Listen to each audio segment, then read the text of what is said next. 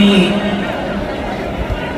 جو آئے ہیں جمعیت علماء کی دعوت پر، میں جمعیت علماء کے ان ورکرز اور آئے ہوئے مہمانوں کا دل کی گہرائیوں سے شکریہ ادا کرتا ہوں۔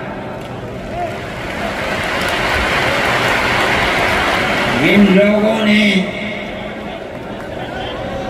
جمعیت علماء ہند کی دعوت پر اپنے احباب کو جمع کیا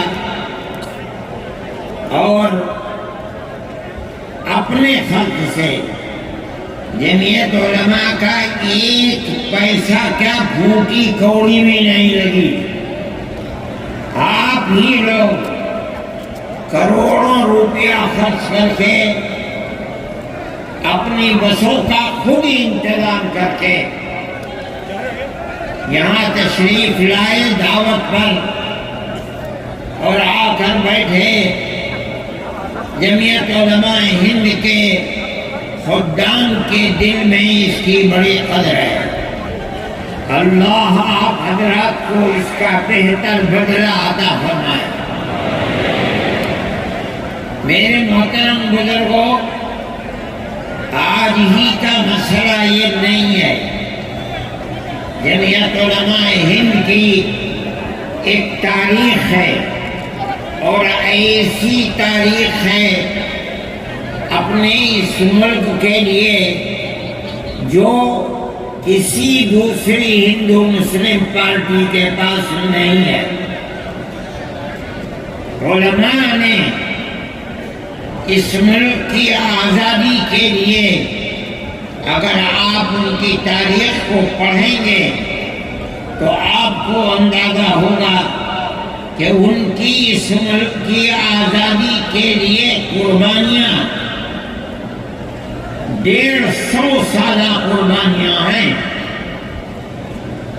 کوئی اس ملک کے اندر ہندو مسلم ایسی پارٹی نہیں ہے جس کی تاریخ ایسی قربانیوں کی تاریخ ہو۔ حضرت شاہ عبدالعزیز صاحب محدث دہلوی نے 1803 میں آواز بلند کی تھی کہ ہمارا ملک غلام ہو گیا، اس غلام ملک کو آزاد کرانا اس ملک میں بسنے والے ہر مسلمان اور ہر شخص کا فرض ہے۔ کوئی مائی کا لال نہیں تھا جو انگریز کی طاقت کے سامنے آزادی ملک کا نعرہ بلند کر سکتا۔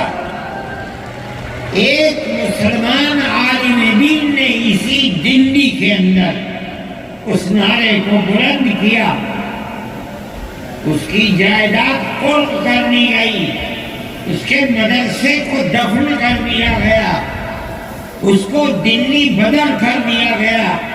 لیکن یہ مسلمان ایسے نہیں تھے جو کسی ملک کے پیسے یا اس کی سطوت اور اس کی طاقت کے سامنے سر جھکا دیتے۔ جو انہوں نے اپنا موقف اختیار کیا تھا پتھر کی چٹان کی طرح، اسی طرح اس موقف کے اوپر کھڑے رہے۔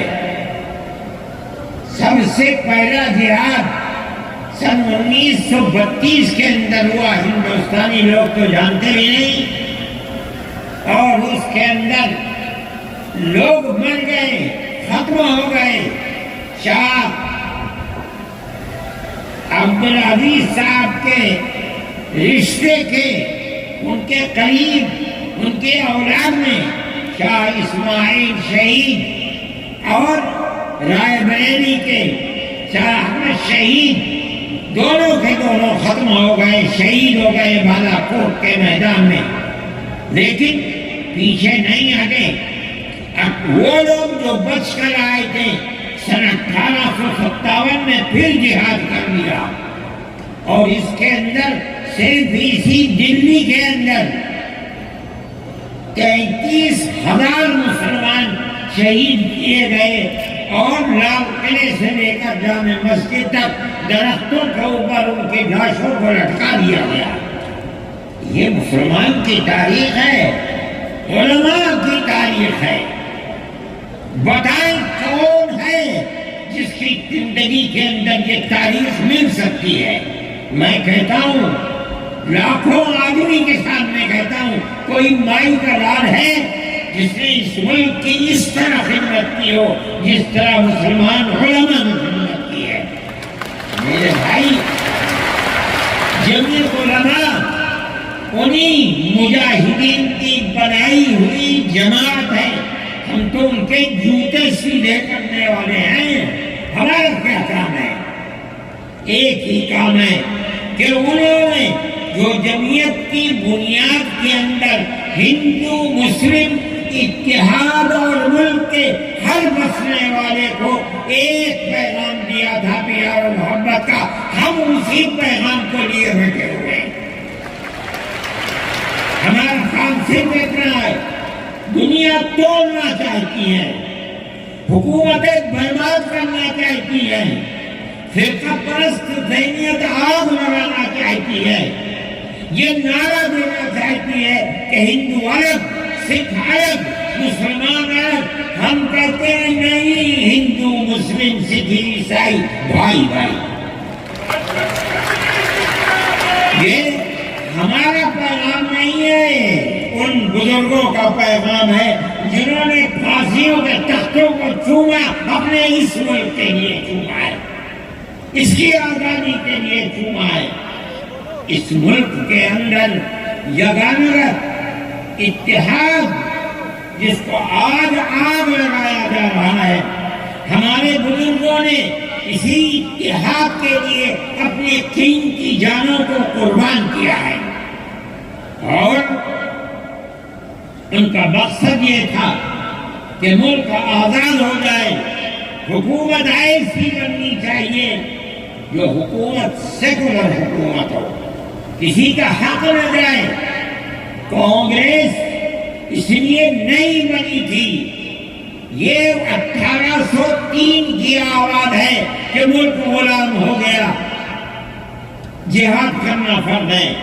کانگریس کا تو وجود بھی نہیں تھا، کانگریس تو 28 دسمبر 1985 کو بنی ہے، اور اس کا پہلا اجلاس بمبئی کے اندر ہوا ہے۔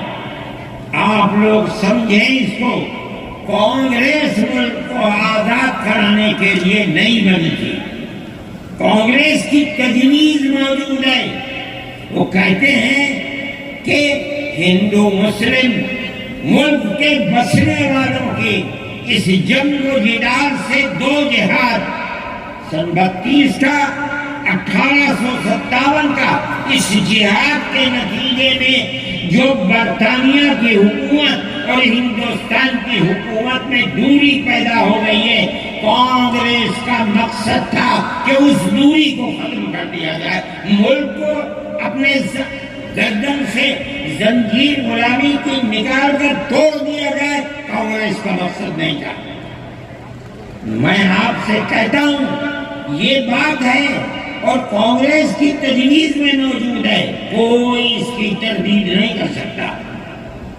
کسی نے حضرت گنگوہی رحمت اللہ علیہ سے پوچھا کہ ایک جماعت بنی ہے جو ہندوؤں نے بنائی ہے انگریز کے ساتھ مل کر، کیا مسلمان اس جماعت میں شریک ہو سکتا ہے؟ حضرت نے فتویٰ دیا اور یہ کہا کہ جس طرح اپنے کاروبار میں ہندو مسلمان شریک ہو سکتا ہے، اسی طرح اس پارٹی کے اندر بھی ہندو مسلمان شریک ہو سکتا ہے، بشرطے کہ دین کو کوئی نقصان نہ پہنچے۔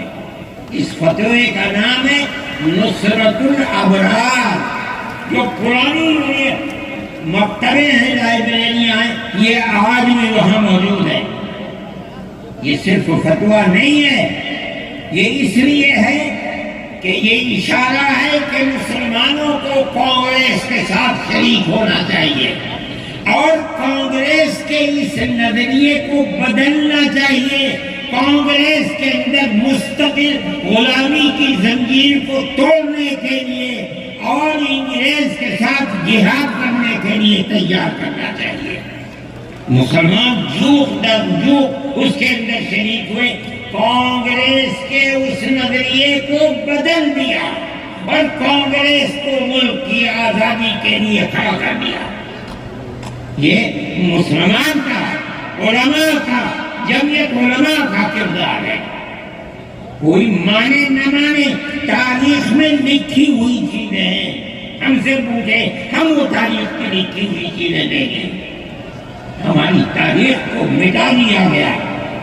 وہ طبقہ جو آج ملک کے اندر اسلام اور مسلمانوں کو دفن کرنا چاہتا ہے، وہ ہماری تاریخ کو دفن کرنے کے اندر کامیاب ہو گیا۔ مگر ہم کہتے ہیں کہ ہماری تاریخ ہے۔ میرے بھائی، ملک اسی طرح چلتا رہا، جیسے جیسے آزادی قریب آتی رہی، جمعیت علماء ہند وہ تنہا ایک جماعت تھی جو برابر موتی لال نہرو، جواہر لال نہرو، گاندھی جی سے یہ بات کہتی رہی کہ ہمیں ضمانت دو، ہم 143 سال ہیں ہماری زندگی، جہاد کی زندگی، ہمیں یہ ضمانت دو کہ ملک آزاد ہوگا تو اس کا کردار سیکولر کردار ہوگا، دستور سیکولر دستور ہوگا، جس کے اندر ہندو، مسلمان، سکھ، پارسی، عیسائی ہر ایک کو اپنے مذہب کے ساتھ جینے کا حق ہوگا اور حکومت کا کوئی مذہب نہیں ہوگا۔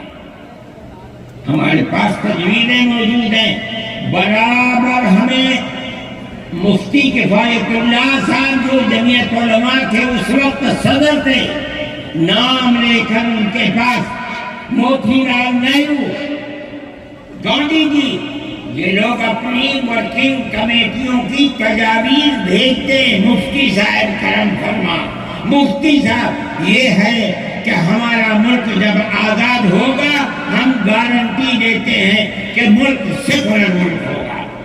اس کا کیا مطلب ہے؟ ہمارا کردار، ہمارا مذہب، ہمارا وقت، ہر چیز آزاد رہے گا۔ مسلمان کس طرح رہے گا، اپنی زندگی گزارے گا، اپنے مذہب کو سینے سے لگا کر زندگی گزارے گا۔ میں یہ بات صرف ہوائی نہیں کہہ رہا ہوں، آپ غور سے اس تحریر کا ایک ایک لفظ سنیں۔ ہری پور ضلع سورت کا اجلاس عام جو 19، 20، 21 فروری 1938 میں 47 میں ملک آزاد ہوا، یہ اجلاس 1938 اس سے بھی 9 سال پہلے، یعنی آج کے مقابلے میں 80 سال پہلے یہ اجلاس ہوا تھا۔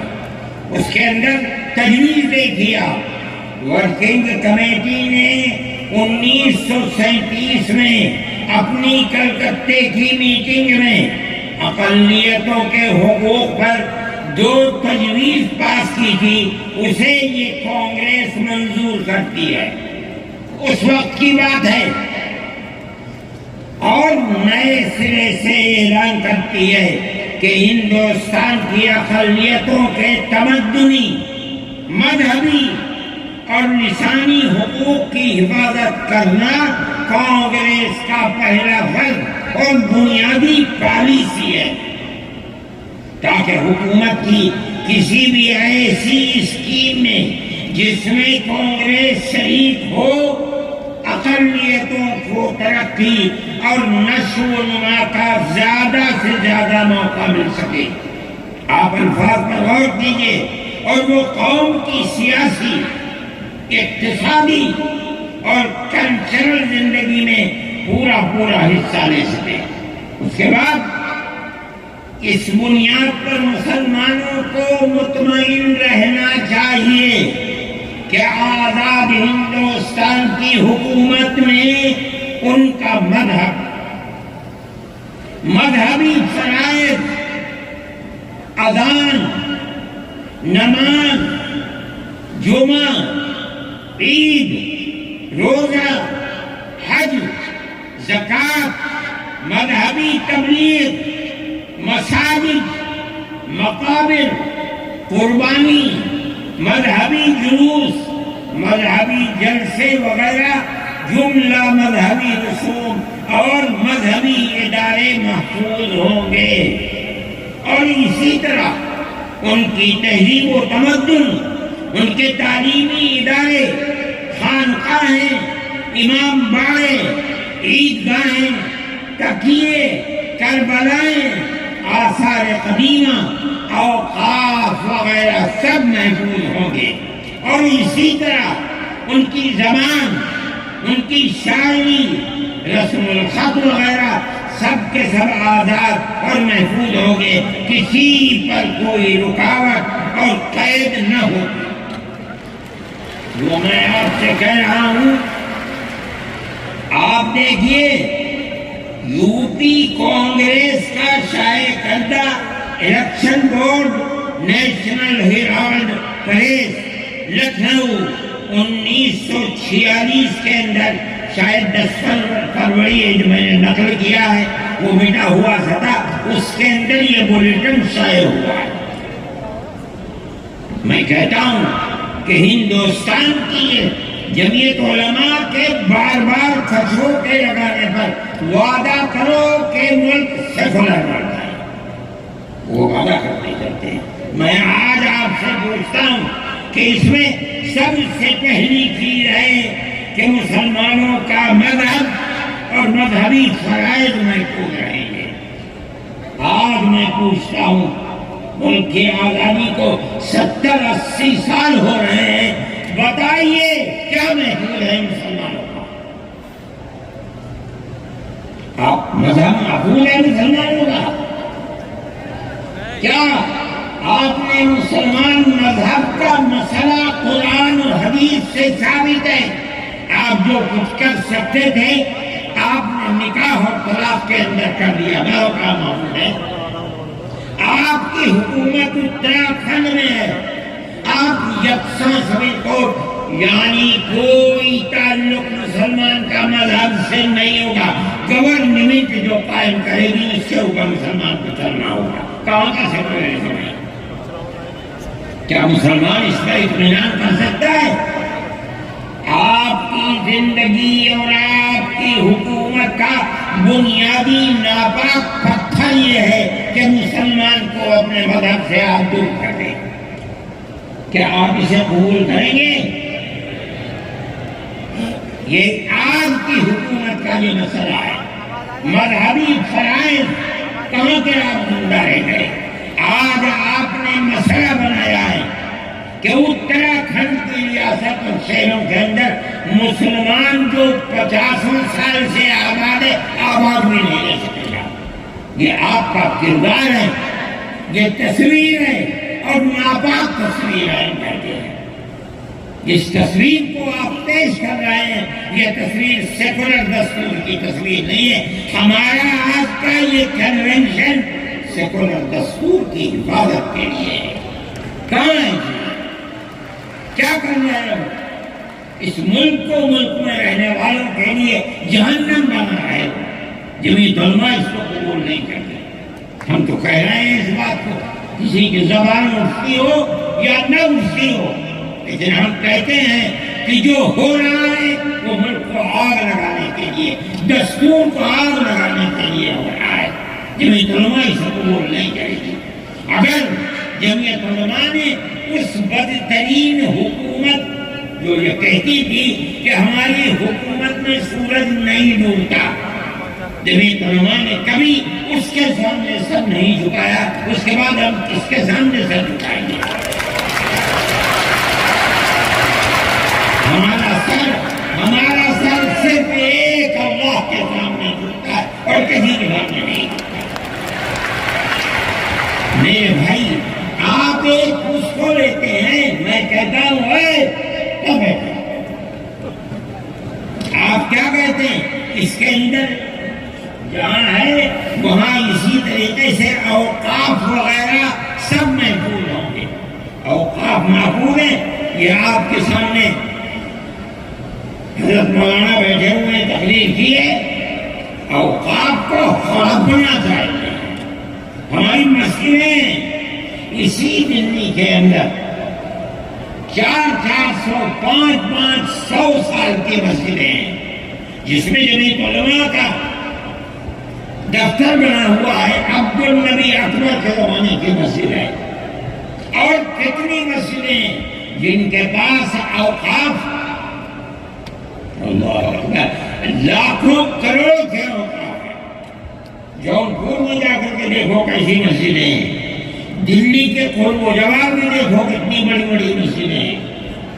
ہندوستان کا وہ طبقہ جو ان مساجد کے اوقاف کو ہڑپ کرنا چاہتا ہے، کہتا ہے اگر کسی وقف زمین یا مسجد یا کسی بھی چیز کے کاغذات وقف کے نہیں آئیں اس کو وقف نہیں مانا جائے گا.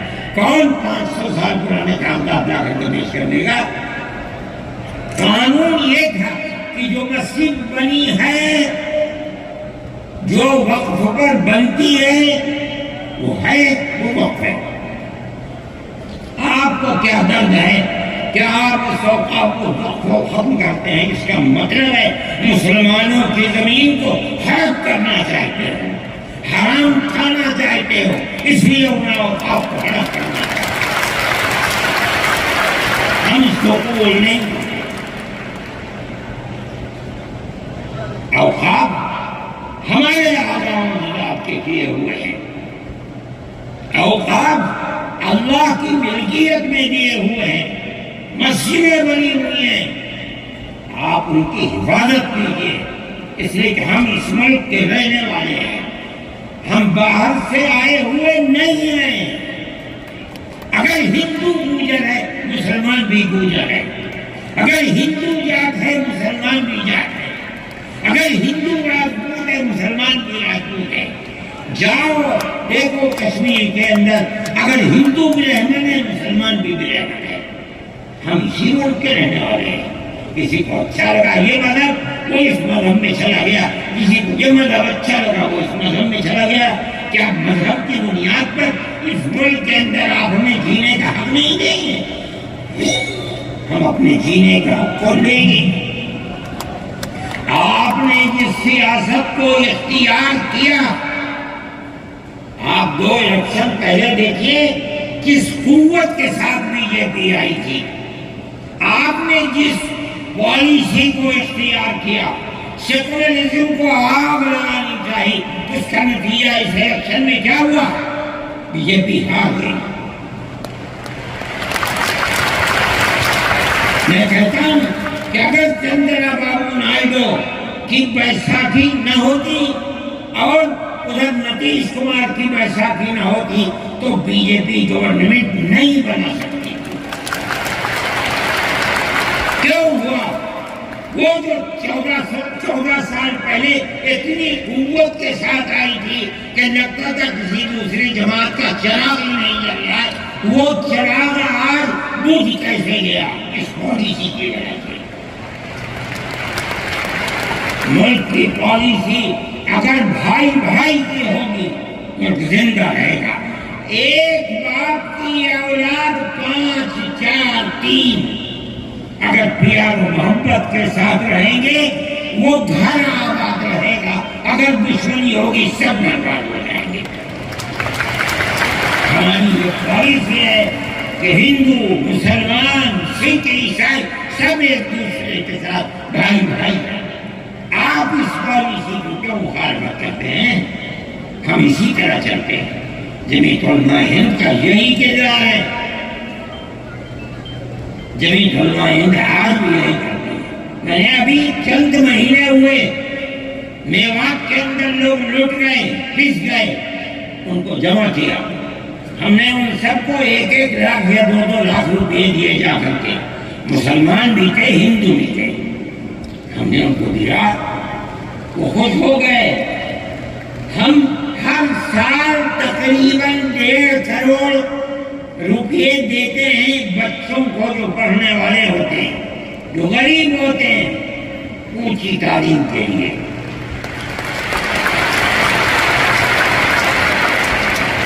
اس اس کے اندر مسلمان بچے بھی ہوتے ہیں، ہندو بچے بھی ہوتے ہیں۔ جمعیت علماء ہر ایک کی مدد کرتی ہے، پڑھیں، ملک کے لیے کام کریں۔ میں جا رہا تھا ایک مرتبہ بنگلور سے سوار ہوا، مجھے جانا تھا سوئٹزرلینڈ، ایک میٹنگ تھی وہاں سعودی عرب کی، سوئٹزرلینڈ کے اندر۔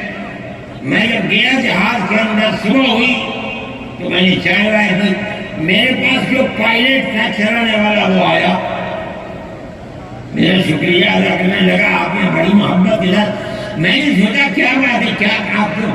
کہنے لگے کہ مجھے اس جگہ تک پہنچنے میں جمعیت علماء اگر مدد نہ کرتی میں نے کچھ کر سکتا ہوں۔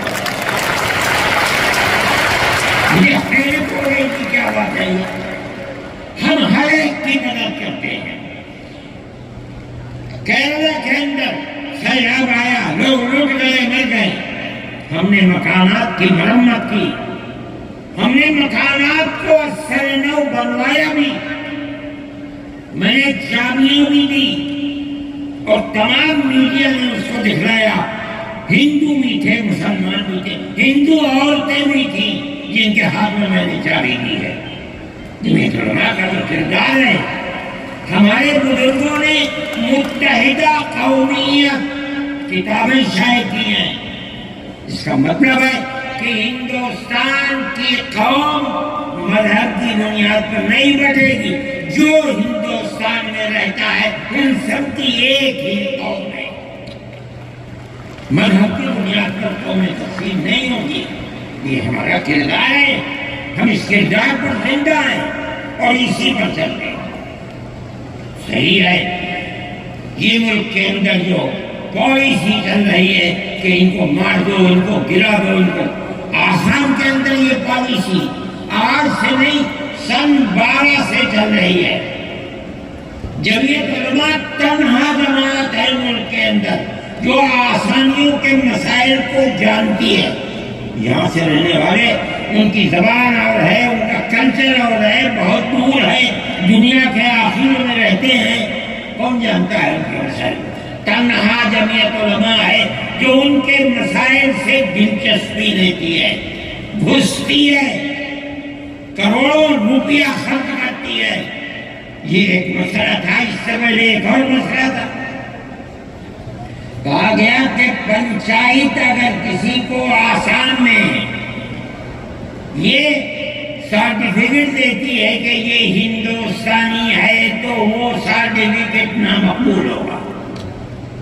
47 لاکھ آدمی اس سے متاثر ہے، کیونکہ کپرست پارٹی بھی وہ کہتی تھی کہ پنچایت کے سرٹیفکیٹ کو قبول نہ کیا جائے۔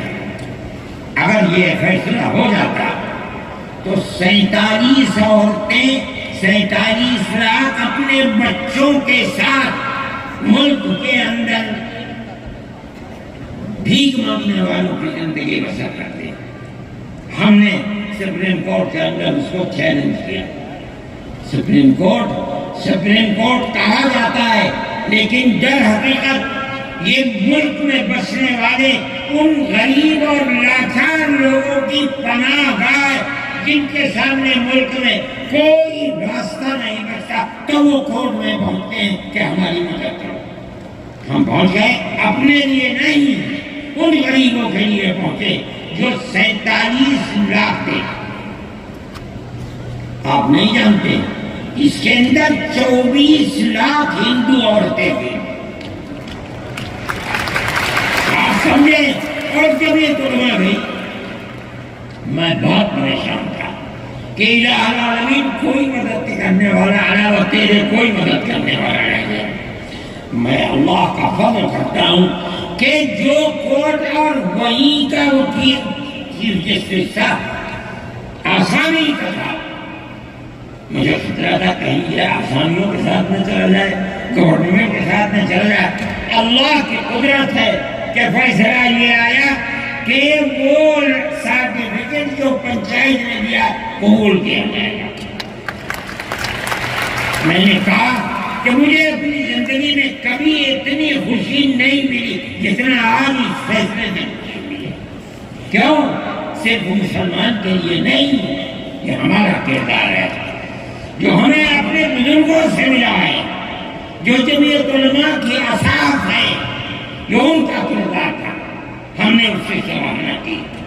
اس کے بعد دوسرا مسئلہ آ گیا، دیکھیے سمجھیے مسئلے کو، سارے ہندوستان کے اندر قانون یہ ہے کہ جو سب سے پہلی مردم شماری سن 47 میں ملک آزاد ہوا، سن 51 کے اندر پہلی مردم شماری ہے، جس کا نام اس مردم شماری میں ہے وہ ہندوستان ہے، جس کا نام اس مردم شماری میں نہیں ہے، اگر دوسری مردم شماری میں وہ کہیں سے آ کر بسا اور اپنا نام لایا، وہ ہندوستانی نہیں۔ اچھا، پاکستان ایک مغربی پاکستان تھا، ایک مشرقی پاکستان تھا۔ اندرا جی نے اپنے زمانے کے اندر تمام جھگڑوں کو ختم کرنے کے لیے مغربی پاکستان کو الگ، مشرقی پاکستان کو الگ کیا۔ جنگ ہوئی، مشرقی پاکستان ٹوٹ گیا اور بنگلہ دیش بن گیا۔ اس وقت بہت بڑی بمباری ہوئی دونوں ملکوں کے اندر، ادھر کے لوگ ادھر، ادھر کے لوگ ادھر، سب لوگ بیٹھے، راجو بیٹھے، بی جے پی بیٹھی، جو وہاں کی پارٹیاں تھیں صوبائی وہ بیٹھی، اور سب نے بیٹھ کر طے کیا کہ آسام کے اندر ہندوستانی ہونے کی دلیل سن 71 کی مردم شماری ہوگی، سارے ملک سے الگ۔ سارے ملک میں مردم شماری میں ہندوستانی ہونے کے لیے 51 کی ہے، مگر سب پارٹیوں کے دستخط ہیں اس کے اوپر۔ آسام کے اندر 51 نہیں 71 ہوگی۔ اب آپ دیکھیے، جو فرقہ پرست، اور میں کہتا ہوں ببانگ دور کہتا ہوں کہ آسام کے چیف منسٹر کا کردار بدبودار کردار ہے، خراب کردار ہے، مسلمان کو دفن کرنے کا کردار ہے۔ وہ یہ کہتا ہے کہ آسام کے سوا آسام کے اندر مردم شماری 71 نہیں، جیسے سارے ہندوستان میں 51 ہے، اسی طرح آسام کے اندر بھی 51 ہوگی۔ آپ سمجھتے ہیں اس کا اثر؟ آج اس کا اثر یہ ہوگا کہ اگر 71 ٹوٹ جائے اور 51 پر آ جائے تو آسام کے اندر 1.5 کروڑ بچے اور بڑے سب ہندوستان سے باہر ہو جائیں، کہاں جائیں گے؟ صرف مسلمان کی مخالفت، کھانا ہضم نہیں ہوتا ہے بغیر مسلمان کی بربادی کے۔ کوئی نہیں تھا، تنہا جمعیت علماء تھی۔ اس کے اندر بڑا کردار ہے مولانا مشتاق انصر کا، جو جمعیت علماء آسام کے صدر ہیں۔ وہ میرے ساتھ شانہ بشانہ کھڑے رہے اور 12 سال سے زیادہ مقدمہ رہا، کروڑوں روپیہ اس کے اوپر خرچ کیا گیا۔ یہ خدا کی قدرت ہے۔ آج آیا تو یہ طے کر دیا گیا کہ 51 نہیں، آسام میں 71 ہی بنیاد بنے۔ اس کا کیا مطلب ہے کہ آپ نے آسام کی 80 لاکھ کی آبادی کو زندہ کر دیا، جو موت کے کنارے پر کھڑی ہوئی تھی۔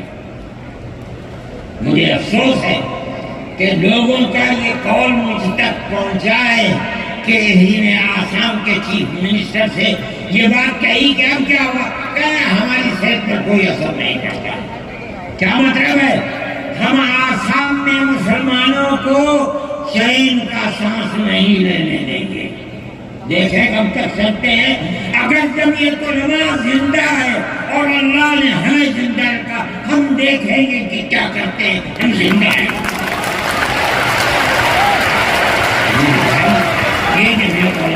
کردار ہے، ہم اس کے پیچھے کرتے ہیں۔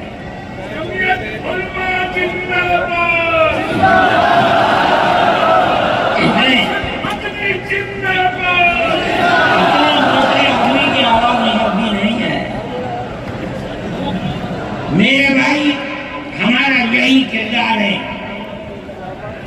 ہم ان مسلمانوں کی مدد کرتے ہیں جو مسلمان مصیبت کا شکار ہے۔